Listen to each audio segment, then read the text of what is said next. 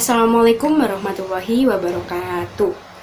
Alhamdulillahirabbil alamin, wassalatu wassalamu ala asrofil anbiya'i wal mursalin wa ala alihi wa sahbihi ajma'in, amma ba'd. Yang terhormat Bapak Muhammad Rohmar Rozikin selaku dosen mata kuliah agama Islam, serta teman-teman yang saya sayangi dan saya banggakan. Pertama-tama, marilah kita semua panjatkan puji syukur kehadirat Allah Subhanahu wa Ta'ala yang telah melimpahkan rahmatnya kepada kita, sehingga dalam kesempatan kali ini kita bisa bertemu dalam kuliah singkat tentang syariah bagian 2. Sebelumnya, perkenalkan, nama saya Selviana Dita dengan nomor NIM 2250902001111016 dari kelas D, program studi kimia, jurusan kimia, Fakultas Matematika dan IPA Universitas Brawijaya, Kota Malang. Pada kesempatan kali ini, saya akan membahas mengenai mazhab-mazhab yang ada dalam Islam. Sebelum melanjut kepada inti materi, saya akan membahas mengenai mazhab.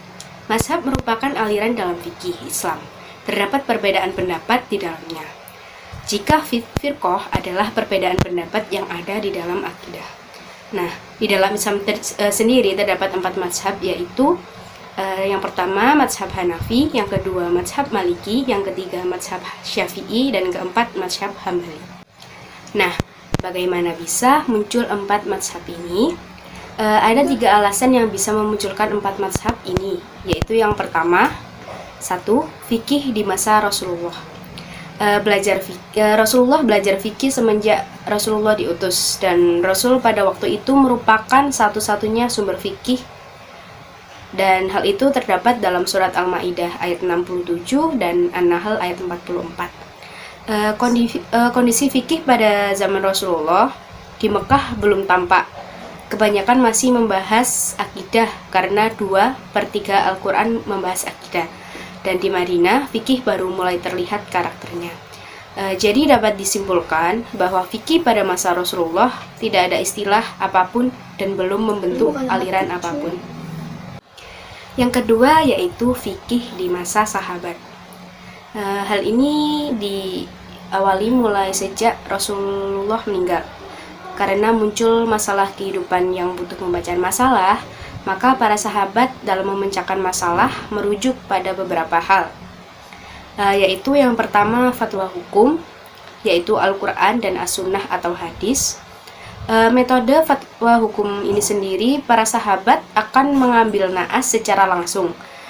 Jika tidak ada, maka mereka akan berijtihad. Dalam mengambil putusan fatwa hukum, yaitu sesuai dengan syariah atau ijtihad yang meliputi pertama, saling merujuk satu di antara yang lain. Yang kedua, diskusi atau musyawarah. Yang ketiga, hukum syariah atau dalil-dalil.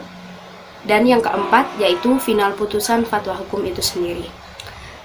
Namun perbedaannya dalam pemahaman belum sampai kepada metode ijtihad, yaitu yang pertama menjadikan Al-Quran dan As-Sunnah sebagai dalil.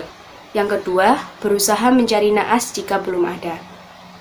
Yang ketiga, maslahat hanya diakui jika dinyatakan oleh dalil. Yang keempat, memakai pilar jika maslahat dinyatakan oleh dalil. Dan yang kelima, Anat-i Asyafiyah, mayoritas lafaz Quran dan hadis maknanya sama. Sunnah belum dimodifikasi. Nah, dengan hal ini, fikih tidak memberikan pengaruh negatif, melainkan hal tersebut membuat jangkauan fikih semakin luas. Yang kedua yaitu fikih di masa sahabat. Hal ini diawali mulai sejak Rasulullah meninggal. Karena muncul masalah kehidupan yang butuh pembacaan masalah, maka para sahabat dalam memecahkan masalah merujuk pada beberapa hal. Yaitu yang pertama fatwa hukum, yaitu Al-Quran dan As-Sunnah atau hadis. Metode fatwa hukum ini sendiri, para sahabat akan mengambil naas secara langsung. Jika tidak ada, maka mereka akan berijtihad. Dalam mengambil putusan fatwa hukum, yaitu sesuai dengan syariah atau ijtihad yang meliputi pertama, saling merujuk satu di antara yang lain.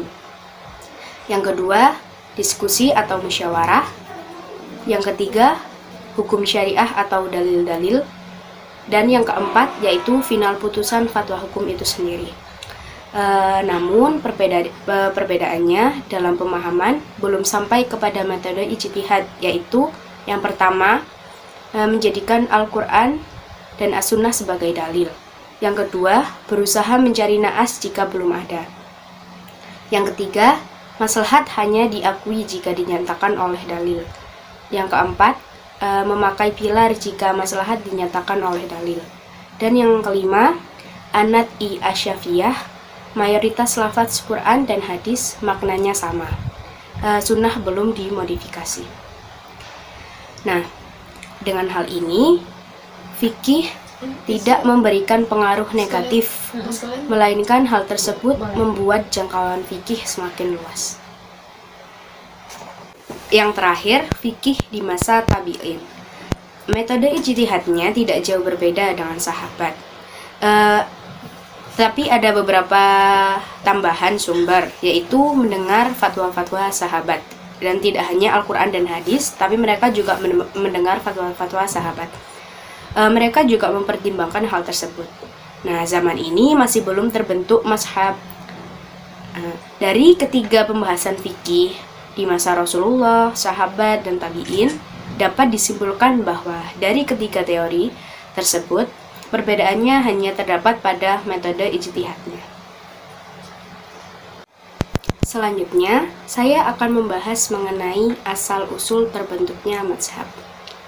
Nah, terbentuknya mazhab sendiri adalah karena istilah bukan lagi hanya dari pemahaman, tetapi mengarah pada metode ijtihad dan sumber dalil yang ada.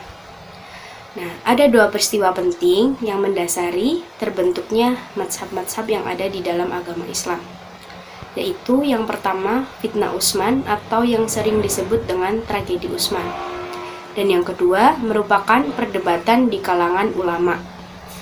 Sebab munculnya mazhab yaitu kemunculan partai politik atau Khawarij yang berasal dari perang Ali dengan Muawiyah. Sehingga muncul partai-partai yang bercabang, sehingga menimbulkan banyak cabang-cabang aliran. Ada orang yang menerima dari Ali atau yang sering disebut Syiah, perdebatan di antara para ulama, sehingga muncullah variasi metode ijtihad. Namun hal tersebut tetap kembali pada tiga hal yang mendasari, yaitu yang pertama, sumber dalil yang dipakai. Sumber dalil yang dipakai ini menyebabkan 4 perkara, yaitu yang pertama, perbedaan metode menemukan kevalitan as-sunnah atau hadis dan standar mentafsirkan. Yang kedua, perbedaan sikap terhadap fatwa sahabat.